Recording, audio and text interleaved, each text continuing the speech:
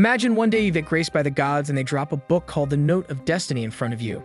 However, this legendary book has one catch, and the catch is that it's actually called the Clap Note, so it'll make anything you write on it happen in real life. And so this lucker dog named Jawook has scored the greatest thing in life, so he uses it to clap anyone just like his hero Will Smith.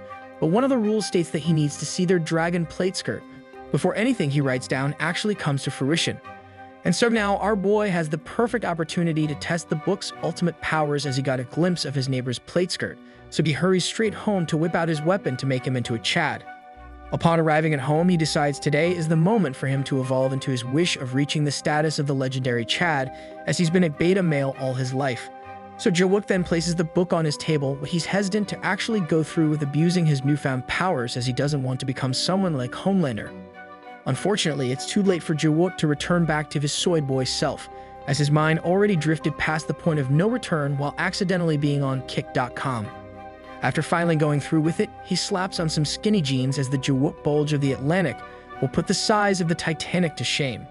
Mere seconds after, Miss Yumi shows up at his door looking a little bit like a sussy baker prepped to enter the sussy time chamber with Jawook as she asks him if he has some time to spare for her. Of course, our boy is all ears as this scenario is playing out exactly like the fan fiction he posts on Reddit all the time. He then quickly lets Yumi in and shows her to his couch, so he starts mumbling about how he's been a doctor, engineer, and astronaut at the age of 18 and welcomes her to his casting call club. But then the unexpected happens as Yumi starts bringing up how often she used to visit when his mother was still home, as it turns out she's literally twice over his age. It's okay though, as Asian don't raisin and black don't crack, so she basically looks exactly like a young beautiful goddess to Jawook. Regardless, our boy starts getting flustered while making some small talk with his brand new target, as his brain is going through teenage overload. Anyways, it's revealed that Jawook is by himself now in his own apartment, and he's able to afford it because his family is rich after Jeff Bezos gave his dad a promotion. After revealing that information to Yumi, I tell our boy to cut to the chase, so he drops the nuclear bomb by asking what she's doing here and what exactly are her intentions. Instantly, he gasps as his hopes and dreams get shattered, as she's actually here wanting to know if he saw her last night with the weirdo named Jong-hoon. With his shock reaction, she swiftly asks him to please be honest with her as she doesn't want anyone to know she's exactly like Jaden Smith's mom. As such, he succumbs to the pressure of having a girl in front of him, so he spills the beans and confesses that he saw literally everything, causing the two to look quite defeated. Eventually, with thunderous silence and awkwardness between the two, Yumi is forced to explain that Jong-hoon used to live in their basement, so she helped out with food delivery from time to time. Then one day, since he's Korean, Yumi discovered that the poor lonely boy was going to join the army soon to do his service, so she asked if he needed anything before he had to head off as she felt bad for him. She felt even worse when he started crying, so she told him that she would do anything to make him feel better. As such, she took advantage of her kind heart by asking if she could let him experience what's it like to be on top of her driving clouds, to which she agreed to. Unfortunately, things took a very suspect turn to which she could not stop as Jong-hoon was too strong, so the rest was history. Luckily for Yumi, the dude struggled to figure out how a hot dog works, since he's never combined a hot dog before with a real-life hot dog bun, so nothing happened more than Jong-hoon feeling like absolute dirt water. After retelling her traumatic story, she proceeds to hold his hand and begs Jawook with all her might to keep the entire ordeal a secret between them two, as she doesn't want her husband to find out. In an instant, Jawook agrees, as it turns out she offered to cook him a free meal whenever he wants, and Yumi also claimed that she would rejoin the server he's on for Roblox Fruits. With her sweetening the deal by becoming his e-girl on Roblox, Yumi promptly leaves the room, but Jawook is still confused as he thought he still had a chance to score on her basket. Luckily for our boy, he regains some hope after he discovers that Yumi went to check out his kitchen as she offered to cook for him since Jawook always dines out. However, after making sure he had what she needed to cook for him, she merely just leaves and proceeds to thank Jawook profusely for being her accomplice, leaving our boy saddened that he didn't become a jackhammer specialist. As such, he instantly sits down and starts rummaging through all the pages of the book, wondering what the heck happened as he followed the rules of looking underneath dragon armor. Light Yagami then facepalms, as it turns out his prodigy, Riz Yagami, did not read every rule in the book, so it's revealed that his chance of rice cake smashing depends on how much he sees under the dragon armor. The more he sees, the higher probability and chance that his book will work with full effect, so he starts yelling in disbelief, wondering why there's so many rules he has to follow.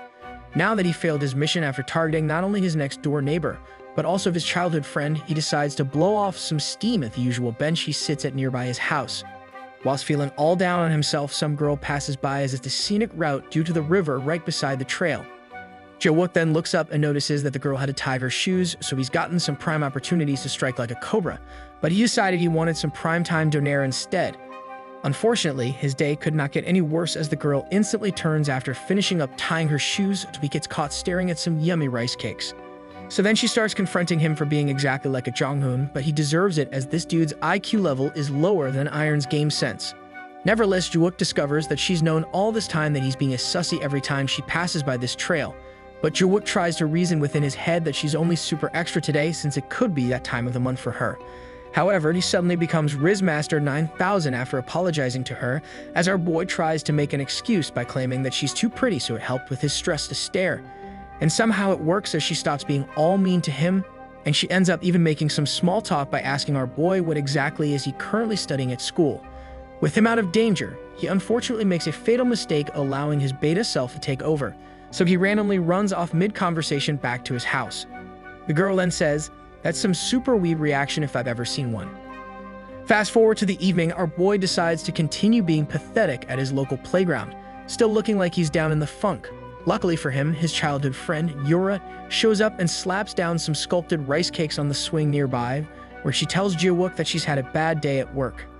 After our boy confides in Yura that he's been having a tough day as well, she whips out her credit card and hands it to him, only for her to order him to buy 2 drinks on her so they could cheer up together.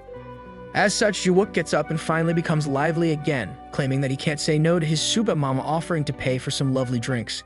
After buying some fresh banana milk, his sussy Becca tendencies come alive again, but he gets blocked near her basket as he realizes today is the first day she's seen her in pants.